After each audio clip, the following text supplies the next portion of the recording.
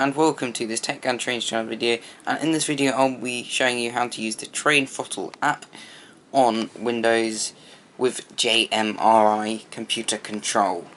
So over here we have the JMRI DecoderPro running. The only thing you'll need to do to open and start the WiThrottle server is to click Actions and then click Start WiThrottle server, and that will just start the service. You can connect to it with other devices. Once you first open the WiThrottle, the chances are you'll run into a problem and you won't get this nice screen which you've got train on and you can run. So in the top right corner there is settings. Just go up and click that. There we go, and it brings up this dialog box, and we want to click server info. So when you first set it up you may have problems connecting to your server, so you probably want to use automatic config, and if you can't use automatic config you might want to manually connect, but normally when you click automatic config it will just flash up and you'll get loads of dots coming across the screen telling you it's working, and then at the bottom of the screen, annoyingly, because I'm normally used to things popping up on the top, it will tell you the model railway to connect to, and then that will be the, you can see the local IP is 192.168.0.60 and the port number is 12090. That's automatically connected.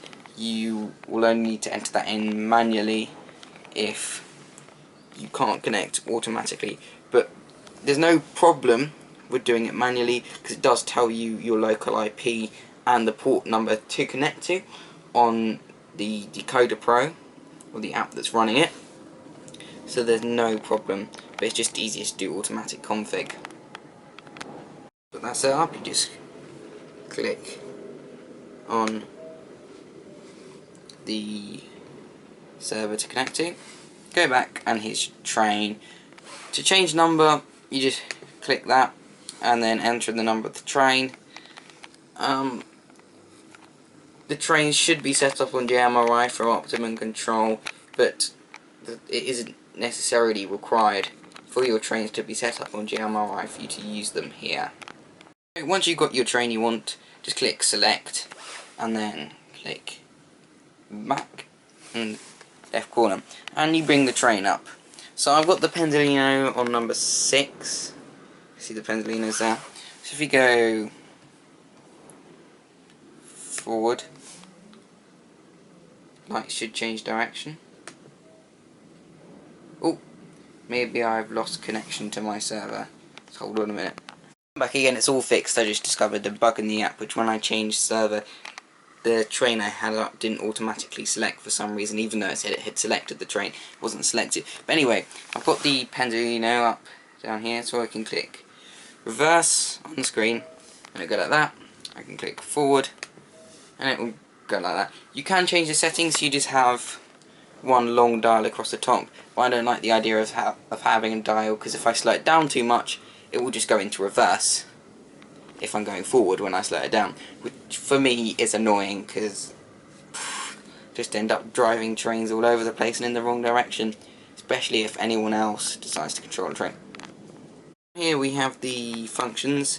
1, 3, 4 and 5 latching, as well as the light is latching. Unfortunately 2 is not latching, and I have wired up interior lighting onto function 2 before, so I have to have a look at that.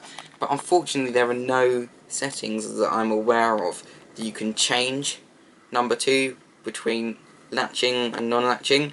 So if you've got some form of lighting or whatever that is on function 2 and you need to be latching, you might want to use a different control, different app, because this one has no way of changing if 2 is latching or non-latching. What I mean by latching, if we go on to engine number 7, just then go back, you can see that the lights on this train are latching. Wait, let me just show you. So when you click lights, it comes on. When you click the lights button again, it comes off. Whereas function 2, as long as I hold the button down, the lights function 2 comes on. As soon as I let go of the button, function 2 goes off, and that's what's known as a non-latching function.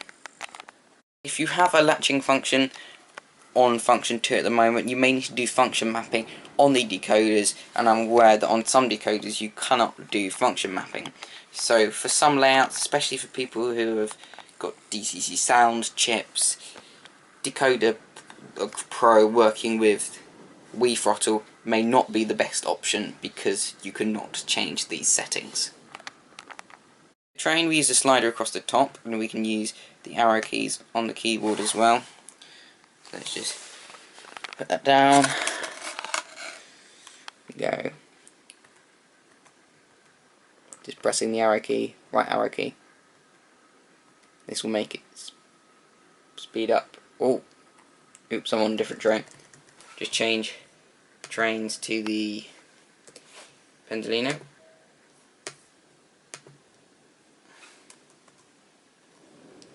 Should be on the move now. Yep. And there she goes. So I'm just using the arrow, the right arrow key to speed up, and the left arrow key to slow down.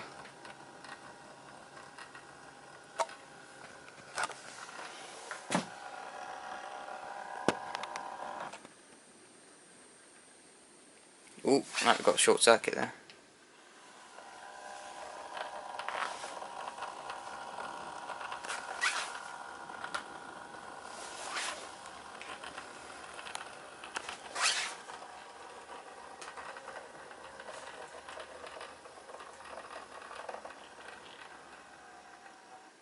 So that's how we move a train. I've covered all the basics of WiThrottle. I hope you've enjoyed watching this video. Please comment, like and subscribe, and thank you for watching.